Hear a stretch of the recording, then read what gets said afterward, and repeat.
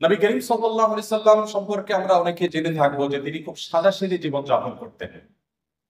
অনাড়ম্বর জীবন যাপন করাকে তিনি খুব বেশি পছন্দ করতেন। তার জীবনে ব্যক্তিত্বের কোনো ত্রুটি দুর্বলতা কিছুই ছিল না। আবার অহমিকা, প্রদর্শনেচ্ছা, প্রদর্শনের প্রতি আগ্রহ এবং শো অফ করার মতো কোনো বিষয়, কোনো ছিটে ফোটা নবী আলাইহিস সালামের জীবনে মোটেও ছিল না। তিনি যখন চলাফেরা করতেন, কোথাও যেতেন, তার জীবনে ঘোড়ায় চড়ার ইতিহাস যেমন ছিল, অভিজাত বাহন তখনকার যুগের উটে চড়ার অভ্যাস যেমন তার ছিল, ঠিক একইভাবে গাধায় চড়তেও তার কখনো দ্বিধা হতো না। তিনি গাধায়ও চড়েছেন।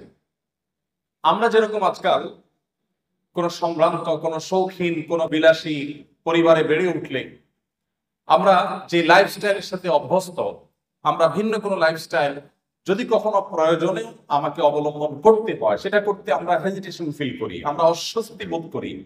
আমাদের নবী করিম সাল্লাল্লাহু আলাইহি সাল্লাম এমন ছিলেন যে তিনি উঠে যেমন চড়তে স্বাচ্ছন্দ্য বোধ করতেন, ঘোড়ায় চড়তে যেরকম তার স্বাচ্ছন্দ্য হতো, গাধায়, যেটা গরিব মানুষদের বাহন, সেটাতে চড়তেও তার কখনো অস্বাচ্ছন্দ্য বোধ হতো না।